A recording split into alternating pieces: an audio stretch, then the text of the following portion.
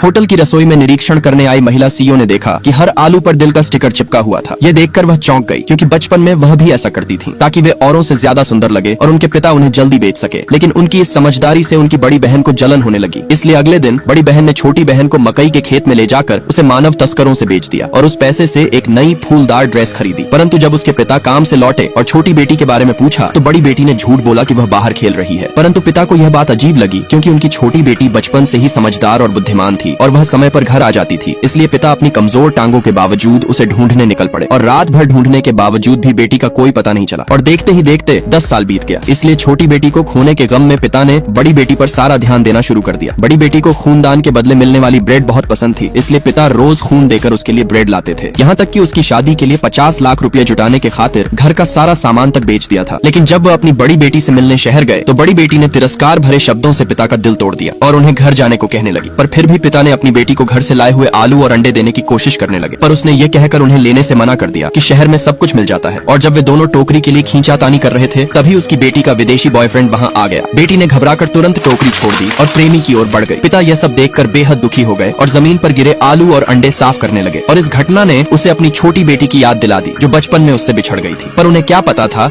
कि उनकी छोटी बेटी को एक अमीर परिवार ने गोद ले लिया था और वह बड़ी होकर एक अरबपति कंपनी की सीईओ बन गई। लेकिन उसने अपने असली माता पिता को कभी नहीं भुलाया। और एक दिन जब वह अपनी होटल का निरीक्षण कर रही थी तो उसने आलू देखे जिन पर गांव के विशेष स्टिकर लगे थे। इसलिए उसने तुरंत मैनेजर से पूछा कि ये आलू कहां से आए हैं। मैनेजर ने बताया कि ये एक बुजुर्ग व्यक्ति ने दिए थे जो अभी कुछ दूर ही गए होंगे। यह सुनकर वह तुरंत बाहर भागी, किंतु उसी समय बड़ी बेटी अपने बॉयफ्रेंड और उसके परिवार के साथ शादी की बातें कर रही थी। और पिता ने जब बेटी की आवाज सुनी तो वे उस कमरे में चले गए, परंतु बड़ी बेटी उन्हें देखकर घबरा गई। और पिता ने पूछा, बेटी क्या ये वही विदेशी लड़का है जिसके बारे में तुमने बताया था? ये सुनकर बेटी और भी डर गई, इसलिए उसने पास रखी शराब की बोतल उठाई और पिता पर फेंक दी। इससे पहले कि पिता कुछ समझ पाते लड़के की माँ ने ताना मारते हुए कहा, तुम्हारा देश वाकई कितना पिछड़ा हुआ है, जहाँ एक भिखारी भी 5 स्टार होटल में घुस जाते हैं। इसलिए बेटी ने तुरंत होटल के मैनेजर को बुलाया और पिता को होटल से बाहर निकालने को कहा। यह सुनकर उसके प्रेमी ने गुस्से में पिता को धक्का देकर कहा, इसे यहाँ से तुरंत बाहर निकालो, क्योंकि इसने मेरी मंगेतर को डरा दिया है। अगर ऐसा दोबारा हुआ तो मैं होटल के खिलाफ कंप्लेन करूंगा। इसलिए पिता को मजबूरन वहाँ से बाहर जाना पड़ा और इस घटना ने पिता का दिल तोड़ दिया, क्योंकि जिस बेटी के लिए पिता ने अपना सब कुछ बेच दिया, आज वही बेटी अपने पिता को पहचानने से इनकार कर रही थी। वहीं दूसरी तरफ छोटी बेटी जो अपने पिता को ढूंढ ढूंढ कर परेशान हो चुकी थी। लेकिन बाहर निकलते वक्त अचानक उसका पैर मुड़ गया और वह गिरने वाली थी कि अचानक पिता ने उसे बचा लिया।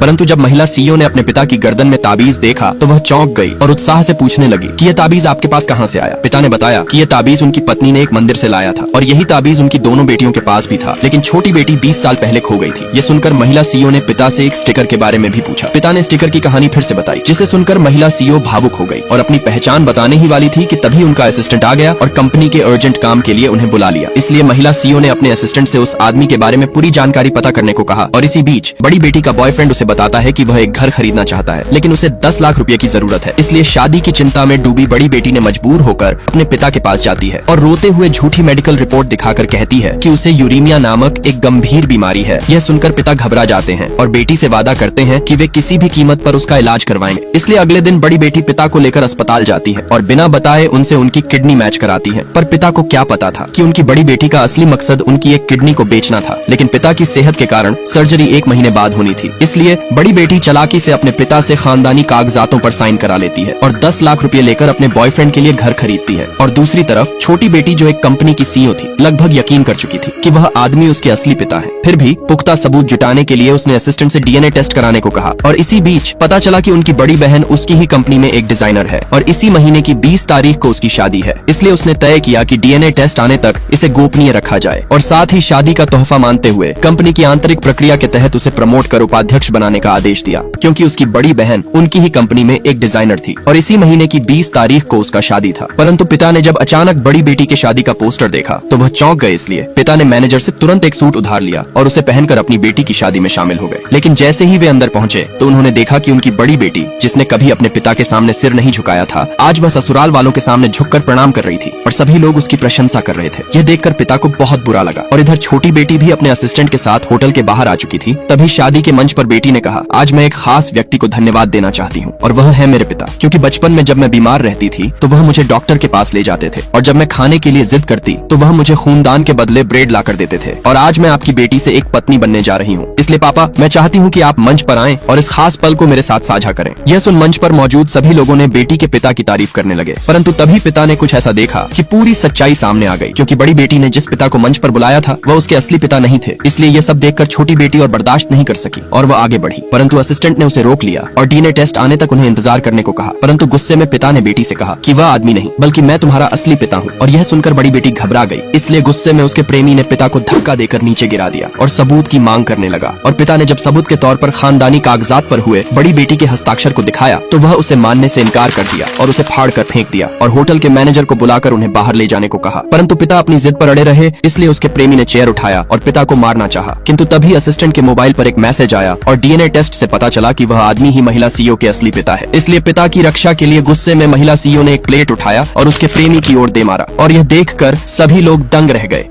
ये लप्पू आदमी शादी से बचने के लिए घर से भागते हुए एक मजदूर की सीढ़ी पर चढ़ गया और बाल बाल गिरने से बचा, जिससे उसकी मां घबरा गई और तुरंत अपने बॉडीगार्ड्स को नीचे खड़ा कर दिया। लेकिन मौका पाते ही आदमी ने पास से गुजरती हुई एक रिक्शा पर कूद गया और अपनी मां के चंगुल से भाग निकला। परंतु डेस्टिनेशन पर पहुंचकर रिक्शा चलाने वाली लड़की ने उससे किराया मांगा। इससे पहले कि वह पैसे देता, ग्राहक अपना सामान उतरवाने आ गया और लड़की ने बिना किसी परेशानी के 200 किलोग्राम वजन वाले सामान को आसानी से उतार दिया। यह देखकर वह दंग रह गया। लेकिन सामान उतारने के बाद ग्राहक ने लड़की के साथ बदतमीजी करने लगा, जिससे लड़की ने तुरंत उसका हाथ मोड़कर तोड़ दिया। तभी ग्राहक की पत्नी वहां आई और बिना बात समझे लड़की पर आरोप लगाने लगी कि वह उसके पति को बहका रही है। लड़की ने बहस से बचते हुए वहां से जाने की कोशिश की, परंतु ग्राहक ने उसे रोका और धीरे से कहा, अगर तुम नहीं रुकी तो मुझे पिटाई झेलनी पड़ेगी। ये पैसे लो और मुझे बचा लो। लड़की, जो पैसे को ज्यादा महत्व देती थी, तुरंत मान गई और बॉडीगार्ड्स ने ग्राहक की झूठी बातों में आकर उसकी पिटाई शुरू कर दी और लड़की बेफिक्र होकर पैसे गिनने लगी।